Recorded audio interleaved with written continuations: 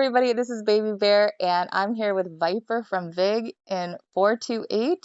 He is just an amazing friend and person that you can learn from. I have shared his channel on my YouTube channel a couple of times, but I'm going to link his channel again in the comment section if you guys want to see really epic battles and just learnings of PvP in general. I think it's a great channel to learn all of these tactics. So Awesome.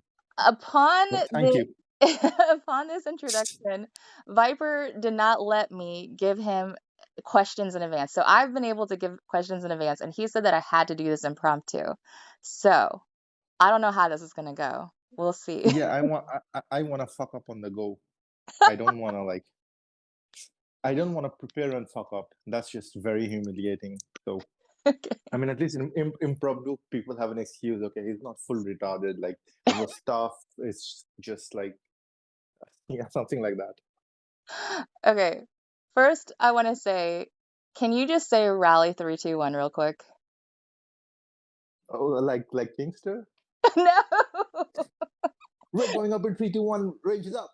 Siege going up in 3, 2, 1. Siege is up. Or like how I do normally. How It's you do more. normally. Is something like range going up in 3, 2, 1 and range is up, siege going up in 3, 2, 1 and siege is up. So basically the time I take in 3, 2, 1 is generally I'm looking for other targets. I try not to stay idle. Uh, So basically, and sometimes the problem happens is like I say range 3, 2, 1 and range is up and range is up at that time. And then I say calf 3, 2, 1 and then the target I find is 20 billion. But because of our buffs, we just go calved on 20 billion. Because like when I'm playing calf 3, 2, 1, the next target I find is 20 billion. I'm like, oh shit, that calf is not going to go well, but we go through with the calves anyway. I mean, if it's a 50 million, even a 20 billion will hurt. So I always look for speed more than accuracy. Uh, Most of the times, I am not setting the most accurate rally, but it's okay unless we're fighting like a real good team in which I know the players and their sizes. Um, I wouldn't really care about that. that is really interesting, and this is something that I've said many times, but speed is so important. Is there anything else you want to kind of elaborate on that? Uh, Especially like the I think in another 3 months where we are going to every team will have a rally leader with a capacity of 65, 70 million. Defense is going to be dead in the next 2, 3 months, which always happens with an update. If you remember the K40 update, which was All Star 7, the first time K40 update came in, defense was completely dead. Even the rally setters, like big rally setters, were porting or getting zeroed. So people who have never been attacked, right, in AS6, in AS7, everyone was falling.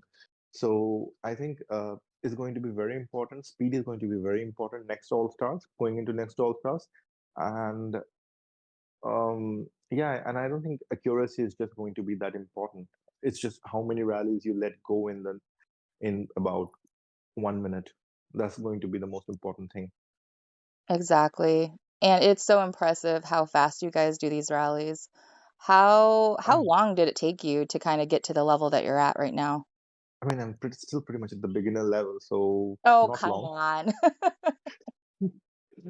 Um, it for me it was I mean, originally I'm not from this. Originally I'm not from 428. I'm from 478, and so when I came here, I took like a fish to the water. I loved the PvP. I love being part of a team. And I know people hate to hear it, but like if you're a coiner, it's great. The experience is great in a coining team.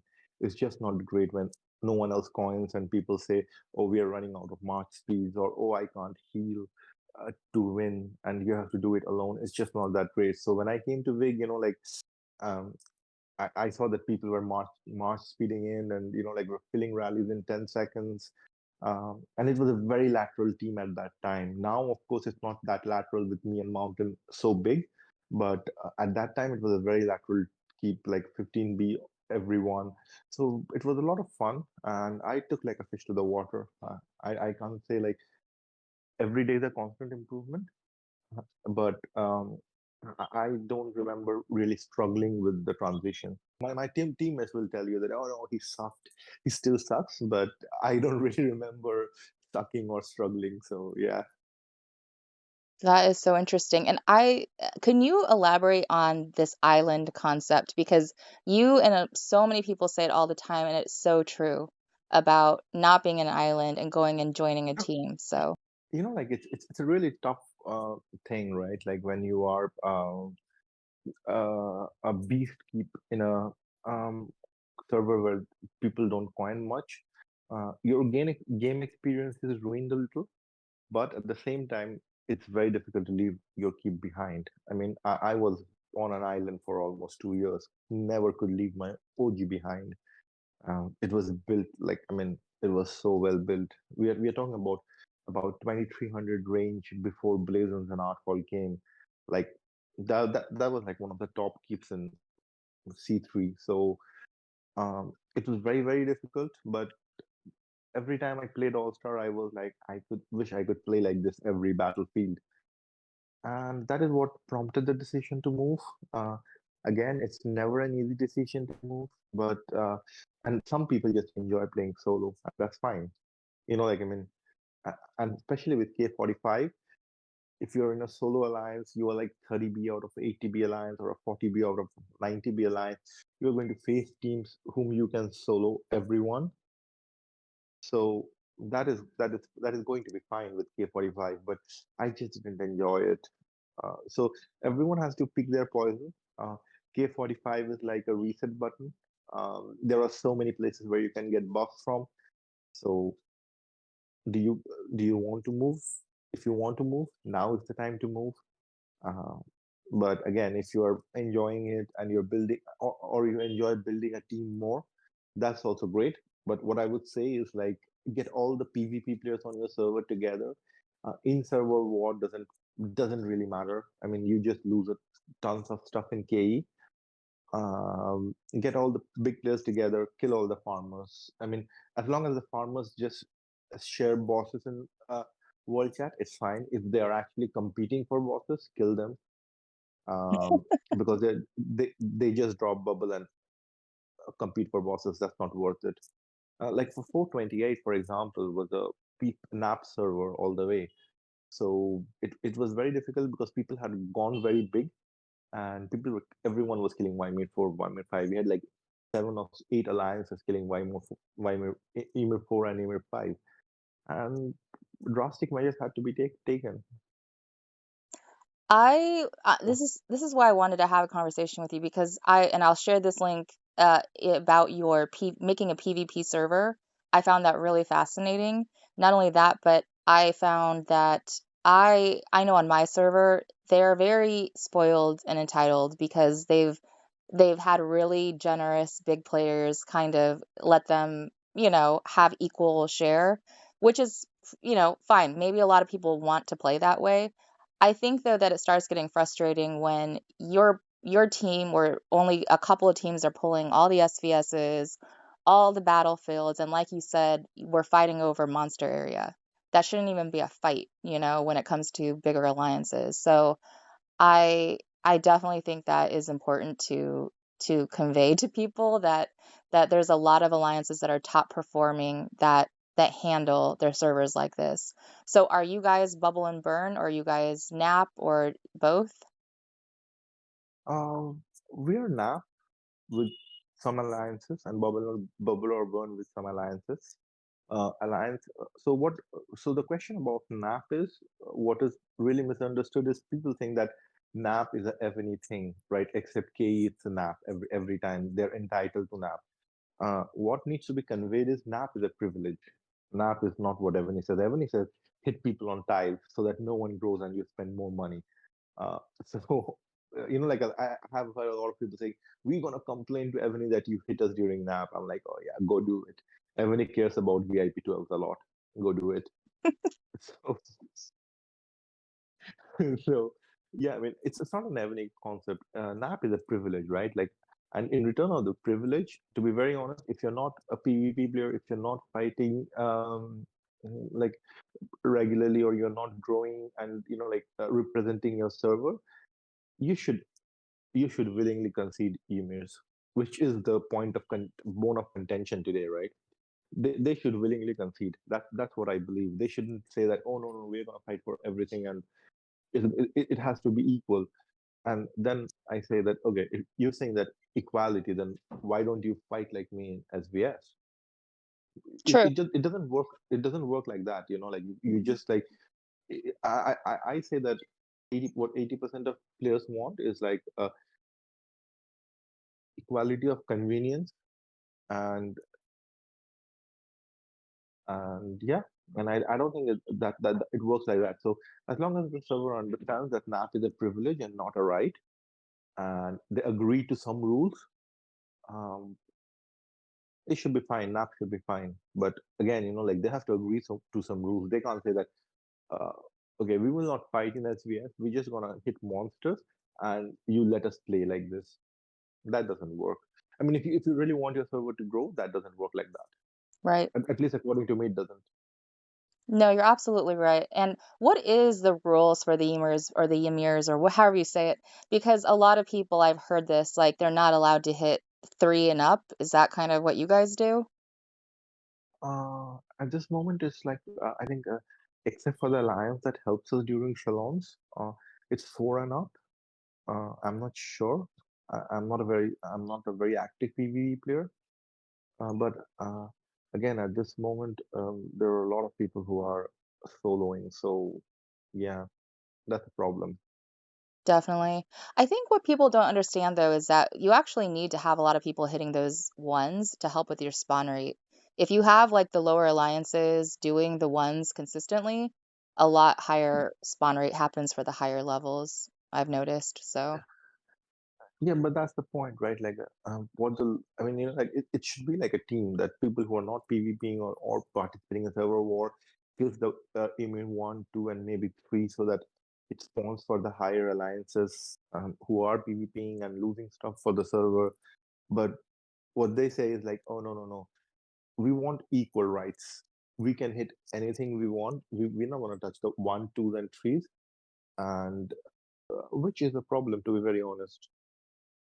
You cannot have like, I mean, yeah, I don't think that's, I won't say right, but I don't think that's how you can build a good server.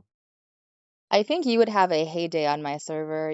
I think you would clean it up quite a lot. Because No, you're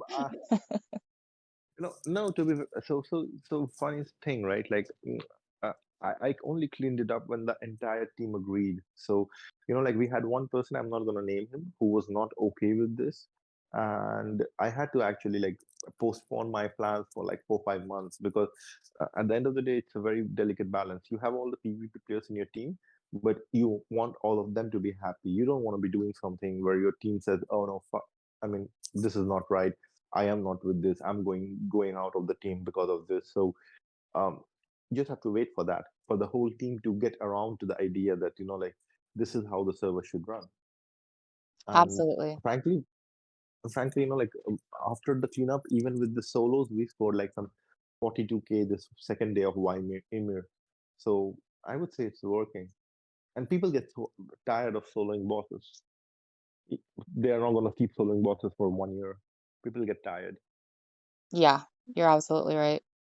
Well, that's really good insight. Thank you for sharing that, and, I'm definitely gonna start bringing Welcome. some of these things Yeah. up. Yeah, but what I would say, like in a lot of servers, there were a lot of grudges between big players, because of which they are like always in different alliances, and they hold the grudges. It's not worth it, because if you're spending money, you should get your money's worth, and a rally team is the way to get your money's worth. So don't hold grudges with big players. I mean, sort it out. We're all mature adults here. Sort it out. Get a rally team together, and then like then this process of elimination starts. Absolutely. You know what's interesting on my server? All of the big players get along. Everybody gets along. The only problem is that we're all in different alliances. So I think you definitely have some really good points there to think about.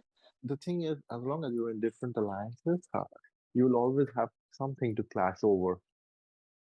So it's as difficult as it is. You just need to like be in one alliance. I know battlefield times are a problem, but I mean, all of us make some considerations to arrive at a common battlefield time. Remember, we have people from Vietnam, Dubai, Europe, America. So it's a whole spread, and we still make sure that we can be there in one battlefield time. It takes a little compromises on life, but it's worth the experience of being in one alliance.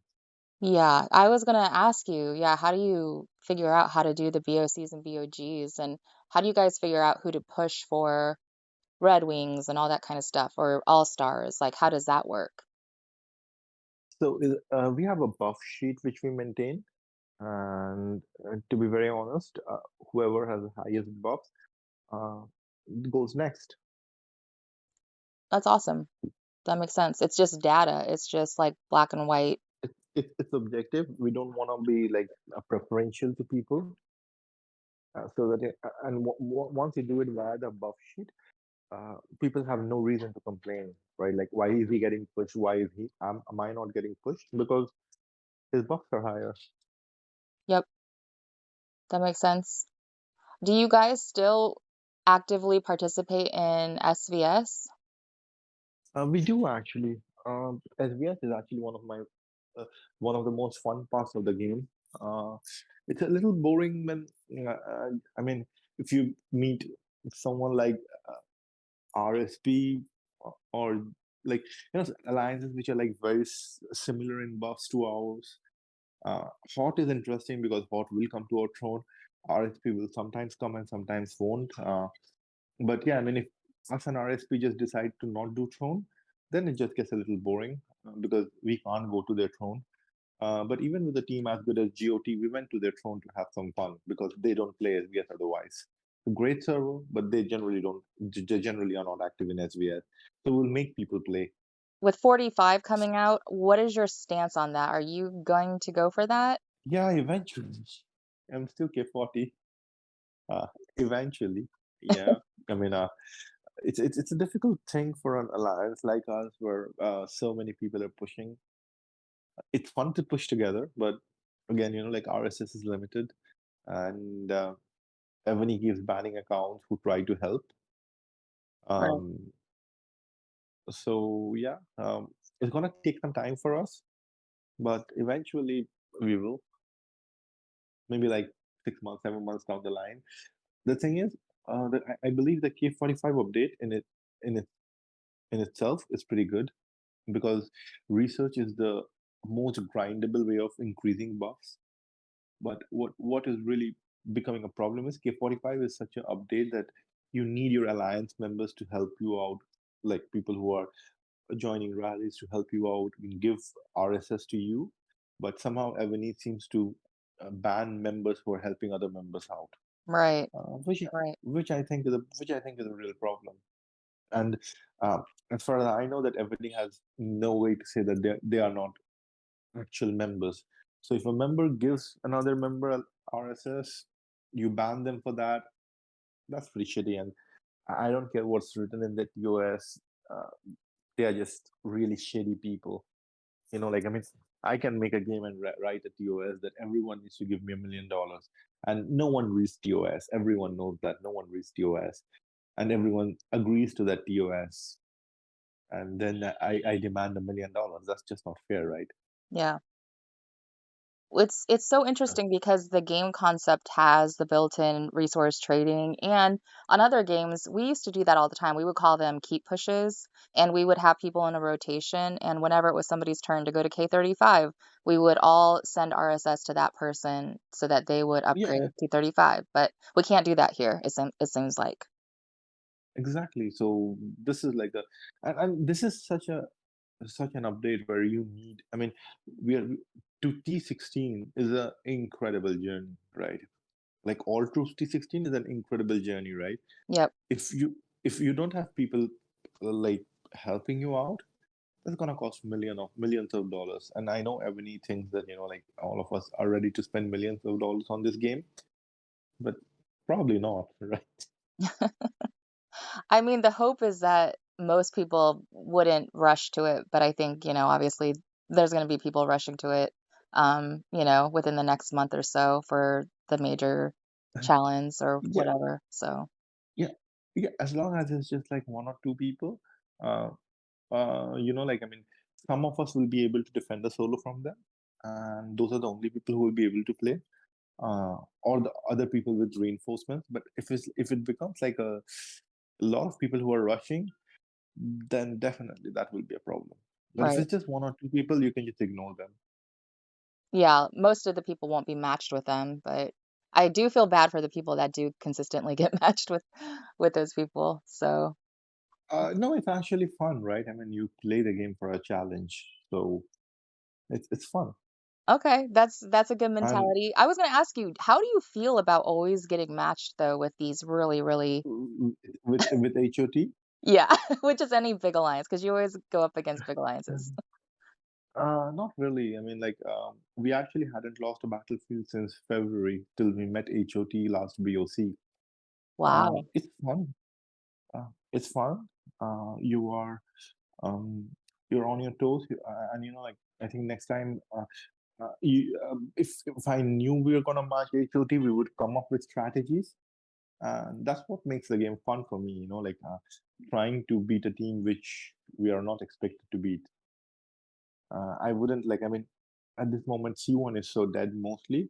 Most of the teams just die in like 10 minutes. So that's not really fun. That's not what we spend money for. right, So, and that is my problem, honestly, with all these pay to win updates. Not because I can't keep up, and not my team can't keep up. My team can keep up, but we'll probably be left with only 10 alliances at the highest level, right, maybe less, right? absolutely, And that's not fun. I mean, we are already that like me and Singh were actually talking about before the ping jam said we were actually talking about doing a coining strike for the big alliances so that everyone else can catch up.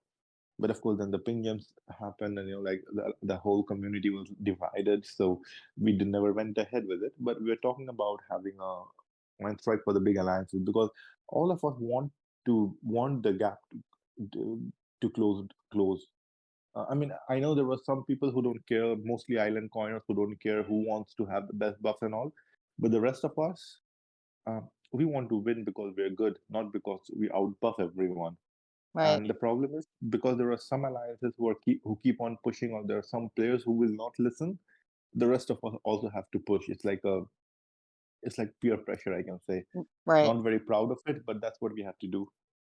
I think that people would be so appreciative if the big alliances did that because then it would kind of get the developers to back off a little bit because really they're doing all these updates for the biggest players, right? They're trying to get the biggest whales to spend on these updates and I think like you said, the middle coiners, the even the high coiners, they just can't keep up with these buffs. So this is a good segue. Do you have anything you want to tell the developers because they do watch this type of channel? No, I mean, at this moment, a cake and event is not enough to stay in touch. To be very honest, maybe a cake and event in 1 year they will be able to keep in touch. Like they will be able to get all the things in a year. But at this moment, a cake a year, a month, a cake event is not enough. Just not enough. You don't achieve anything with it. So a lot of our players, like I mean, are demotivated. They only play for the team. That's why mid-coiners coin. But if you're looking at any other server, mid-coiners are looking to quit. There's like K40s quitting all over. And I don't know why the developers won't have a more fair matchup. Because even, I mean, I speak to a lot of whales, and everyone wants a fairer matchup. No Yeah. one wants like like my buffs at 3000. And to be very honest, the only reason I'm not pushing for K41 is because I mean I don't want my buffs at 3700 and someone else's buffs at 1900 or 2000, who is actually like a mid coiner, like a VIP 1920. Right. So yeah, I mean at this moment, what is the average buff for VIP 19? Maybe 2200, 2300, 2400, somewhere around that. Yeah. And like there are people at 3800, 3900. I mean, come on, how much of an unfair advantage do you want? I just feel it's like a lot at this moment. Yep. Yep. And and to be very honest, like I think the right development would be they could have pushed K45, but like it's a slew of pay to win updates, which really pisses me off, right? Like you can upgrade the dragon now, mm, you can do so many things. You can do the blood crystals, the ideal land, the and the count, the senate. It really pisses me off. You need like 12 fully ascended generals, and that's a lot of buffs. That really pisses me off. And not because of myself. I have 12 ascended generals. I can just put it there. As soon as I get my Senate to 12, I already have 10 ascended generals there. But you're just giving so much buff for nothing. I mean, so yeah, that really pisses me. These things really pisses me off. But at the end of the day, like you play for your team and the whole team's coining. So yeah, that's what it is for us. Out of all of the different updates, what one would you what would you tell like the middle to lower spenders, what would be the best value for them to do first? I don't know. I haven't really figured out ideal land yet. But but I would love to see your garden. I don't know. I just asked for help a few times. I haven't really logged on much. But I think you'll get the event packs is the best deal at the moment because you can get the blood crystals for the spiritual beast, which I figured out yesterday with your help. uh, and you can get those things for promoting your senate, and you can get art hall. I'm sure not a lot of people are maxed art hall and blazons if you still need blazons. Yeah. So I think event packs are the best way at the moment still. Yeah, I agree. I Um, agree. unless you're like you want that barracks general and you get some trial of night packs. But I would buy the glory sale pack rather than the trial of nights because the glory sale pack has a wheel which gives you more what is it called? Which gives you more blood of Ares. So I do that pack during the glory cell time, not during the trial of nights time. Like there Right, are two different events, right? Which runs alternatively. One is the trial of nights, and one is the glory cell. right. And during glory cell, they have a wheel. So yeah. Cool. That's great insight. Is there anything that you want people to know about you outside of Evony? Do you have any hobbies outside of Evony or just anything that you want people to know about you? I mean, just drinking and passing out qualify as a hobby. I mean, I guess. What's your favorite Yeah, drink? no, uh, I, I love a JW21, which is a which is called XJR21, I think. It's like really smooth. I'm someone, like so my friends always tease me because I generally go and order like really expensive drinks. So one day, like I ordered she was 18 in a bar, and like my friends swapped the drink for something really cheap, and and I couldn't tell. So they keep saying that like, yeah. Well, now you can buy cheaper drinks if you can't tell the difference, you know? So the like I don't know how to say yeah, but I wouldn't want to order like I mean if I but in my head I feel like if I order expensive drinks I'm gonna get a less of a hangover or like less of a like less of something. So yeah, I don't know. I know that my logic is not sound, but yeah, that's what I do. So that's what you do is you drink, you party, and you play Ebony. So sounds like fun. I actually have to travel a lot because of my work, roughly 20 plus countries a year. Wow, So yeah, so when I'm in Dubai, I'm like completely detached from Evony, but I'm mostly not in Dubai. that's so crazy. People travel so much. I don't think I could do that. Planes Yeah, are I mean, crazy. even I'm not a very big travel fan, but last year my biggest client came to me and said that, hey, if you don't want to travel, we'll find someone who does. And I was like, okay, I want to travel. Yeah, Where's it's your not. favorite place? Like, where's the favorite place you've been? Oh, so I travel for work. It's not for like it's not for I mean, so when I get a holiday, I generally don't travel. I'm like, okay, I'm gonna stay right here and just gonna relax. But yeah, I mean, some of the really cool places I have been are I love Central Asian countries. I love the like I love the people there. I speak a little bit of the language, so yeah, that's fun. I love Southeast Asia. I love uh, I love Europe. Yeah, I mean everywhere I go, I love that place. I even like East Africa. I have never been to Thank any you. of those countries. Why not? I don't like to travel. Yeah, I can understand that. Maybe one day. Where are you from? I I am in the United States, but I am adopted from Okay. Korea, so I think that's Sorry, that's you are? probably where the trauma came from, is, like, I flew in a plane when I was really little, and I never I basically stayed Okay. here.